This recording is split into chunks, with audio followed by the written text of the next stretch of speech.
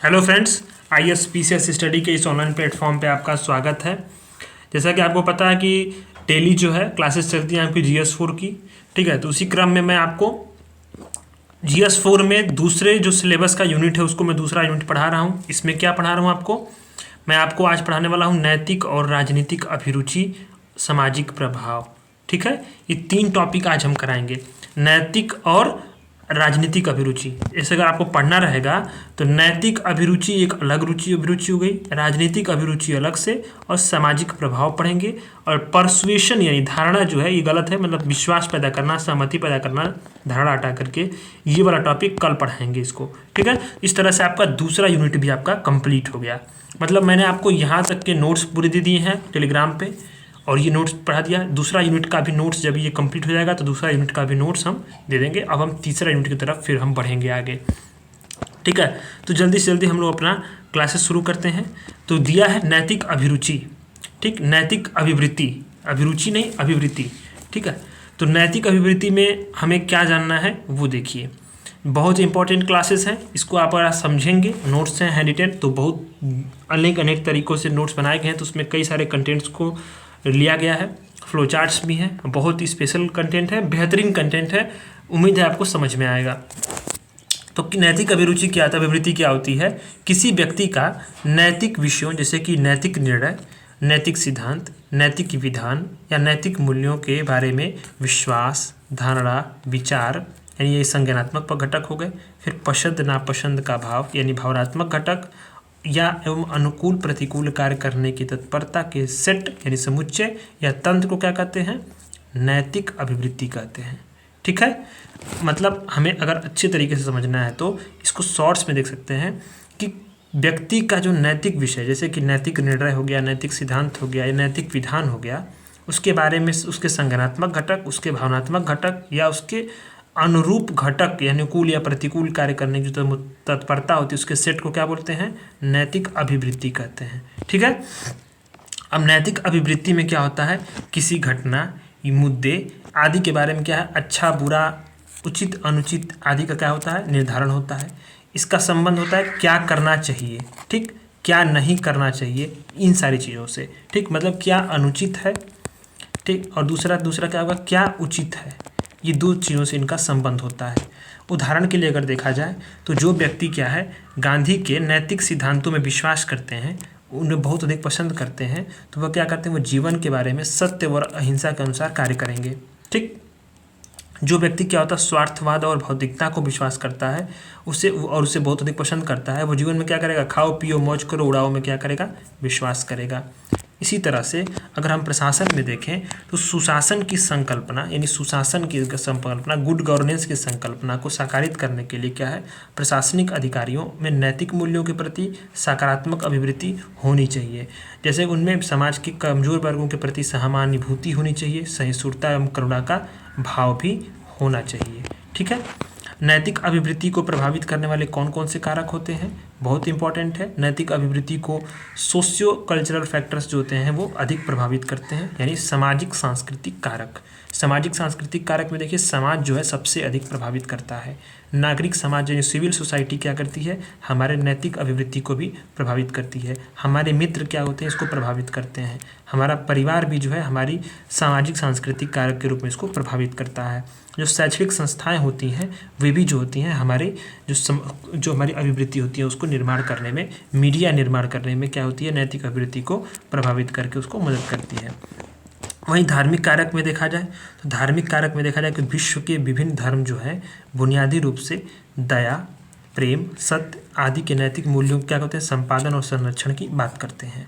ठीक, तो धार्मिक कारण जो होता है ये भी हमारे नैतिक मूल्यों के निर्माण और उसके नैतिक अभिवृत्ति के निर्माण और उसके विकास में सहयोग करते हैं। ठीक है, विकास का प्रभाव, अब ये क्या होता है, क्या है विकास, मतलब इन द सेंस कि डेवलपमेंट्स के जो प्रभाव होता है उससे क्या होता है, हमारे व्यक्ति के अंतर का होता है जो परंपरागत विचार होते हैं उससे ऊपर उठ करके हम आधुनिकता को अपनाते हैं। ठीक, इससे क्या होगा, हमारे जो रूढ़िवादी विचार होते हैं, अनेक जो मूल्य होते हैं उसमें क्या होते हैं, मूल्यों में परिवर्तन होता है। इससे क्या होगा, परिवर्तन होता है।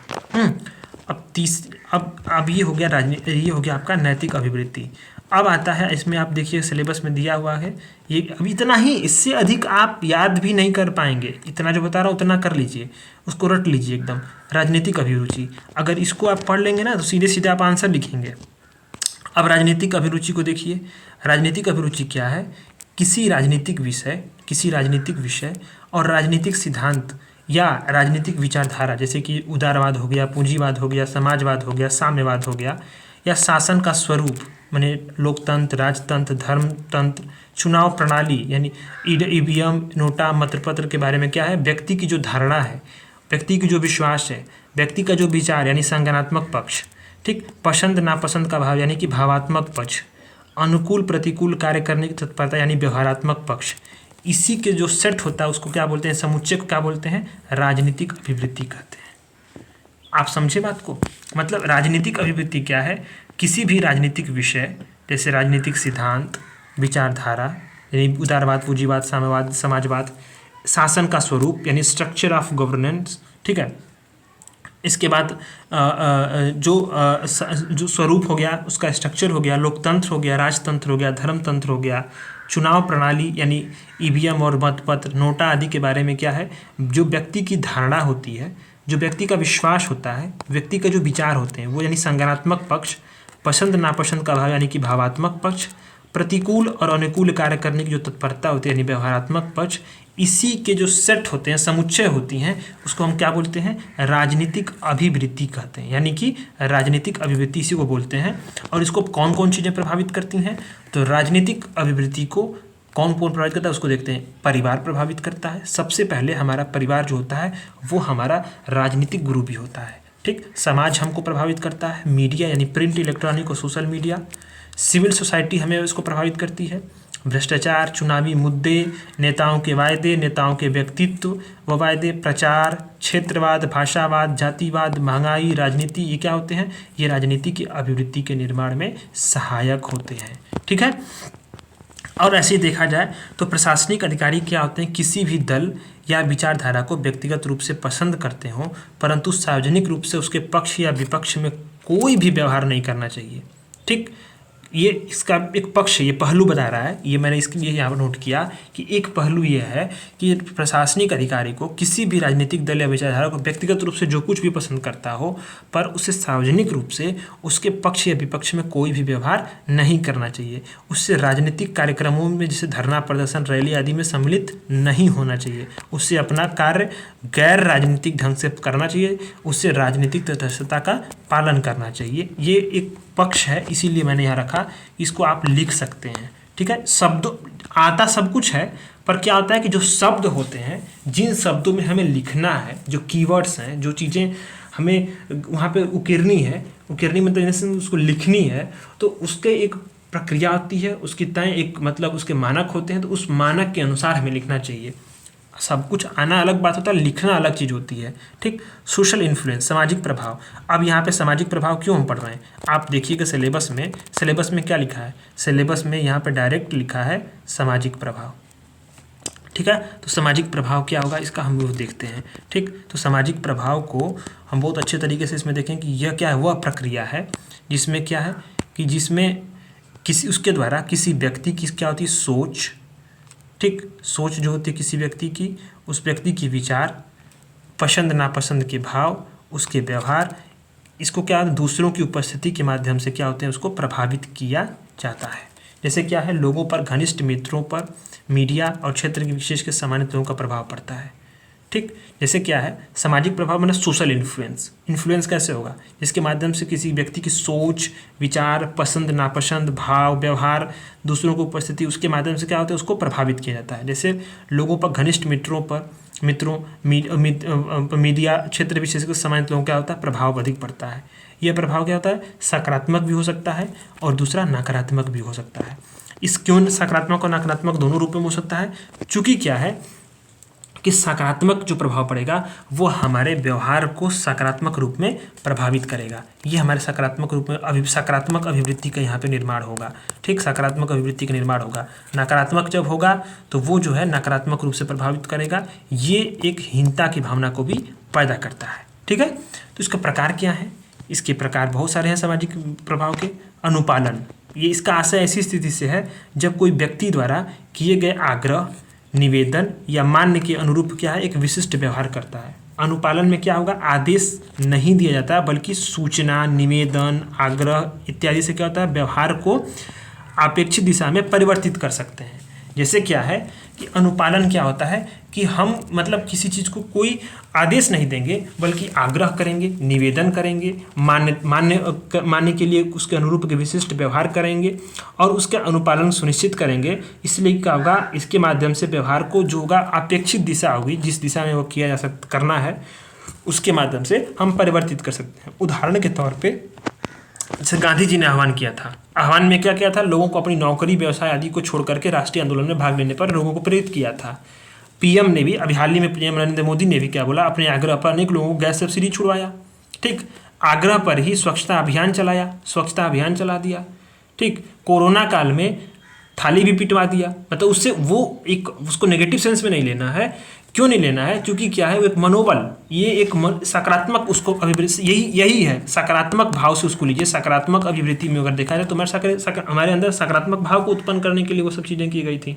ठीक, प्रशासनिक क्रियाकलापों के क्रम में भी क्या है, प्रशासन को क्या होता है, अनुरोध पर जन भागीदारी बढ़ती है। प्रशासन की जब अनुरोध पे ये होता है, क्या होता है, जन भागीदारी बढ़ती है। ठीक है, तो हमें ये प्रशासन में भी चीज़ों को लाना चाहिए। ठीक, अनुपालन की बहुत सारी विधियाँ होती हैं।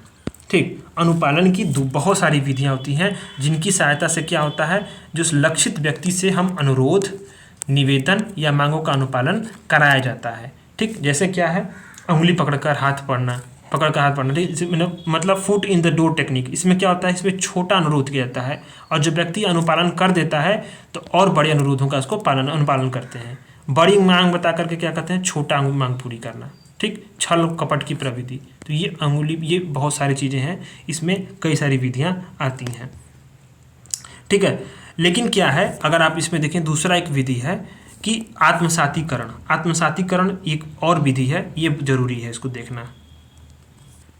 यह वह प्रक्रिया होती है जिसमें क्या होता है, व्यक्ति किसी अन्य व्यक्ति या संगठन के प्रभाव में आकर के अपना परंपरागत व्यवहार व दृष्टिकोण को क्या करता है, बदलकर उस विशिष्ट व्यक्ति या संगठन के मूल्यों, जीवन शैली और विचारों को क्या करता है, अपनाता है। आप समझे बात को, मतलब जैसे आत्मसातीकरण क्या होता है, आत्मसात करना, किसी भी विचारों को आत्मसात करना, किसी भी महान व्यक्तित्व के जीवनी को आत्मसात करना। मतलब इसमें क्या है, वह प्रक्रिया जिसमें व्यक्ति क्या है, किसी अन्य व्यक्ति या संगठन के प्रभाव में आ जाता है, अपना परंपरागत व्यवहार व दृष्टिकोण को बदल करके उस विशिष्ट व्यक्ति क्या करता है, संगठन के मूल्यों को, जीवन शैली को और विचारों को क्या करता है, अपनाता है। तो ये आत्मसातीकरण हो गया। जैसे क्या है, जब आचार्य नरेंद्र नाथ आचार्य परमहंस के संपर्क में आने के बाद क्या हुआ, नरेंद्र नाथ के जीवन में परिवर्तन आ गया। ठीक, इसी तरह से हम देखें, अंगुलीमाल डाकू का भी यहाँ पे उदाहरण लिख सकते हैं। यहाँ पे हम अंगुलीमाल डाकू का भी उदाहरण लिख सकते हैं। ठीक, तो इसी तरह से अनुरूपता आ जाती है। अनुरूपता में देखिए वो भी बहुत इंपॉर्टेंट है। एक तीसरा जो विधि होती है अनुरूपता, दूसरा आत्मसातीकरण, पहला क्या है, पहला अनुपालन। इससे क्या होगा, ये सामाजिक प्रभाव को प्रभावित करती है। इसी तरह से हमारे ऊपर सामाजिक प्रभाव पड़ता है। अनुरूपता क्या होती है, ये देखते हैं। ये सामाजिक प्रभाव क्या है, एक प्रचलित प्रकार है, यह एक बेहद प्रचलित प्रकार है। इसका आशय क्या है, किसी व्यक्ति द्वारा अपने व्यवहार व विश्वास को क्या करना है, समूह के व्यवहार और विश्वास के अनुरूप स्वयं को परिवर्तित कर लेते हैं। मतलब किसी व्यक्ति का व्यवहार हो, ठीक, उसका विश्वास हो, दूसरे व्यक्ति का जो है, किसी व्यक्ति के व्यवहार विश्वास के जो अनुरूप क्या किया गया, स्वयं को परिवर्तित कर लिया गया। जब व्यक्ति व समूह के विचारों में भिन्नता होती है तो व्यक्ति में क्या होता है, दंड से मतलब ये स्वयं का मानसिक उलझन पैदा होता है। ठीक, अब इस व्यक्ति मानसिक उलझन से छुटकारा पाने के लिए अपने विचार विश्वास को समूह के अनुरूप परिवर्तित कर लेता है। ठीक, तो ये क्या होता है कि जैसे मान लीजिए कि कोई व्यक्ति, मान लीजिए आप किसी कंपनी को ज्वाइन किए, उदाहरण स्वरूप बता रहा हूँ। ठीक, तो अनुरूपता क्या होगी, अनुरूपता ये होगी कि हम आपके अनुरूप कार्य करें। सीधे मान लीजिए मैं स्टेटमेंट है, आपके अनुरूप मुझे कार्य करना है। मान लीजिए मैं कोई कंपनी चला रहा हूँ, उसका नाम है एक्स। ठीक, अब एक्स मानी ट्विटर। अब ट्विटर में जो काम करेगा, अब ट्विटर में काम करने वाला कोई भी एम्प्लॉय ट्विटर के जो मानक होंगे, जो उसके नियम होंगे और उसके जो कार्यशैली होगी और उसी के अनुरूप उसको ढलना पड़ेगा। नहीं ढलेगा तो अगर भिन्नता होगी तो क्या होगा, दंड मतलब ये मानसिक उलझन पैदा होगी, मानसिक उलझन पैदा होगी तो द्वंद्व होगा, दंड नहीं द्वंद्व होगा, मानसिक उलझन पैदा होगी। ठीक है, द्वंद्व और मानसिक उलझन में क्या होगा कि इससे हमारे कार्य क्षमता पर प्रभाव पड़ेगा, कार्य क्षमता पर प्रभाव पड़ेगा। ठीक, कार्य क्षमता हमारी गिर जाएगी, बिल्कुल प्रोडक्टिविटी लो हो जाएगी। ठीक, तो इन सब से छुटकारा पाने का एकमात्र तरीका क्या है कि जहाँ भी आप हैं और जो हमारे विचार हैं, जो हमारे कार्य करने के तरीके हैं, उसके अनुरूप में परिवर्तित करके हम जहाँ हैं उसके अनुरूप हम कार्य करने लगे। ठीक है, तो अब एक बात ध्यान लीजिए कि समाज और प्रशासन में अनुरूपता का लाभ क्या होता है। जो अनुरूपता की हम बात कर ही रहे हैं, तो समाज और प्रशासन में इसका लाभ क्या होगा, तो क्या होगा, ये सामाजिक संगठनों के निर्माण में सहायक होता है। बहुत इंपॉर्टेंट बात है, जो सामाजिक संगठन होते हैं इसके निर्माण में ये सहायक होता है। ये हमारे संगठनात्मक लक्ष्यों को क्या करता है, प्राप्त करने में भी सहायक होता है। ठीक, तीसरा देखिए, ये सामाजिक मानकों के निर्माण में सहायक होता है। जो सामाजिक मानक होते हैं उसके निर्माण में भी ये सहायक होता है। चौथा क्या है, परिस्थितियों के अनुसार क्या है, परस्पर सहयोग करने में भी ये हमें सहायक होता है। सामाजिक समरसता को भी बढ़ावा देने में ये सहायक होता है। तो अगर हम इसको 3, 4, 5 पॉइंट में और देखें तो ये देखिए कि प्रशासन में अनुरूपता से इसका क्या लाभ होगा कि हम सामाजिक संगठन का निर्माण होगा, संगठनात्मक लक्ष्यों की पूर्ति होगी, सामाजिक मानकों का निर्माण होगा। ठीक, परिस्थिति के अनुसार परस्पर सहयोग बढ़ेगा, सामाजिक समरसता भी बढ़ेगी। ठीक है, तो अब चौथा एक आता है, इससे क्या होगा, ये भी हमारे जो है हमारे अंदर जो है ये सामाजिक प्रभाव को ये क्या करता है, निर्माण करता है, सामाजिक प्रभाव को जो स्पष्ट करता है, तो इसको बोलते हैं आज्ञाकारिता। ये क्या है, ये सबसे स्पष्ट और प्रत्यक्ष रूप है। मतलब सबसे स्पष्ट और प्रत्यक्ष रूप कौन सा है, आज्ञाकारिता। ठीक, अनुपालन और आत्मसातीकरण से सबसे भी स्पष्ट है ये आज्ञाकारिता। मतलब क्यों इसलिए स्पष्ट है, इसमें व्यक्ति क्या है, प्राधिकार युक्त व्यक्तियों के माध्यम से आकर के उसके निर्देशानुसार कार्य करता है। जैसे क्या है, सेना में, प्रशासन में आज्ञाकारिता का भाव दिखाई देता है। ठीक, मतलब जैसे किसी भी प्राधिकार युक्त मतलब संगठन हो गया, ठीक, कंपनी हो गया, ठीक, कंपनी हो गया या कोई भी मतलब कार्य हो गया, उसमें क्या है, उसमें आकर के प्रभाव में आकर के उसी के निर्देशानुसार हम कार्य करेंगे। जैसे सेना में, प्रशासन में आज्ञाकारिता का भाव क्या दिखाई देता है, प्रशासन में क्या है, आज्ञाकारिता का भाव जो है विशेष महत्व होता है। अब इससे लाभ क्या होगा, इससे लाभ यह होगा कि अनुशासन को बढ़ावा मिलता है, अनुशासन को यहाँ से बढ़ावा मिलता है, त्वरित निर्णय लेने में सहायक होते हैं, ये कानून और व्यवस्था को बनाए रखने में सहायक होते हैं, समस्याओं और चुनौतियों से निपटने में ये महत्वपूर्ण भूमिका निभाते हैं। तो इस तरह से अगर हम देखें तो हम एक समअप कर दें इसको, तो हमने क्या देखा है, हमने ये देखा है नैतिक अभिवृत्ति। ठीक, नैतिक अभिवृत्ति क्या होती है, नैतिक निर्णय, नैतिक सिद्धांत, नैतिक विधान के संज्ञानात्मक, भावात्मक और व्यवहारात्मक पक्ष को सेट को क्या बोलते हैं, नैतिक अभिवृत्ति बोलते हैं। ठीक, अब हमने देखा कि नैतिक अभिवृत्ति के लिए बहुत ज़रूरी है कि हम इसके प्रशासन में भी इसको शामिल करें। तो कौन कौन से कारक होते हैं, हमने कारक को भी देखा। सामाजिक सांस्कृतिक कारक जो होते हैं ये आप फ्लोचार्ट बना के लिखिएगा, कई सारा मतलब मैंने छोटा में लिखा है, इसको आप विस्तार दे सकते हैं। ठीक, ये दूसरा हमने बताया धार्मिक कारक होते हैं। धार्मिक कारक में ये बहुत सारे जो बुनियादी रूप से दया, प्रेम, करुणा, सत्य आदि नैतिक का भाव है उसको भी आप लिख सकते हैं। विकास का प्रभाव पड़ेगा डेवलपमेंट्स की। दूसरा हमने पढ़ा राजनीतिक अभिवृत्ति। राजनीतिक अभिवृत्ति मतलब राजनीतिक विषय, सिद्धांत और विचारधारा। ठीक, शासन का स्वरूप, चुनाव प्रणाली, ठीक, ये नोटा आदि के बारे में जो व्यक्ति के हमारे जो संज्ञानात्मक पक्ष है, भावनात्मक पक्ष है यानी व्यवहारात्मक पक्ष यानी कि धारणा, विश्वास, विचार, पसंद नापसंद का भाव, अनुकूल प्रतिकूल कार्य, ये सब क्या इसी की जो समुच्चय को क्या बोलते हैं, राजनीतिक अभिवृत्ति बोलते हैं। ठीक, इसको कौन कौन प्रभावित करता है, तो परिवार, समाज, मीडिया, चुनावी मुद्दे, भ्रष्टाचार, अनेक जो क्षेत्रवाद, भाषावाद, जातिवाद, महंगाई, राजनीति, ये क्या होते हैं हमारे प्रचार, वायदे, व्यक्तित्व, ये क्या होते हैं नेताओं के, ये सब जो चीज़ें हमें ये हमारे चीज़ों को राजनीतिक अभिवृत्ति को निर्माण करने में सहायक होती हैं, इसको प्रभावित करती हैं। यहाँ मैंने एक पक्ष लिखा, प्रशासनिक अधिकारी को क्या करना चाहिए। अब सामाजिक प्रभाव को बताया, जिसमें क्या है कि हम अपनी जो व्यवहार को, सोच को, पसंद नापसंद को, दूसरों के व्यवहार की उपस्थिति के कारण क्या करते हैं, हम उसको बदलते हैं। तो ये चीज़ बताया। ये सकारात्मक और नकारात्मक क्या होता है, दोनों रूप से सामाजिक प्रभाव होता है। इस सामाजिक प्रभाव जो होता है सकारात्मक भी होता है, नकारात्मक भी होता है। ठीक, अब ये सामाजिक प्रभाव किस प्रकार से होता है वो देखिए आप। सामाजिक प्रभाव का अनुपालन, मतलब ये अनुपालन होता है, ये अनुपालन के माध्यम से ये सबसे मतलब मजबूत स्थिति है। ठीक, इसमें गांधी ने भी अनुपालन करवाया था, आह्वान किया था लोगों से। इसमें क्या है, इसमें हम आदेश नहीं दे सकते।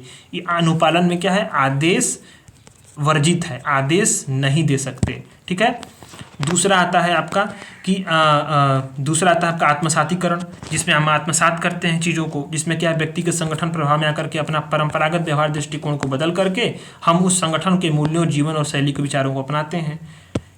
इसमें अंगुलीमाल का उदाहरण बताया, आचार्य नरेंद्रनाथ का भी बताया, ठीक है। और इसके बाद आता है अनुरूपता।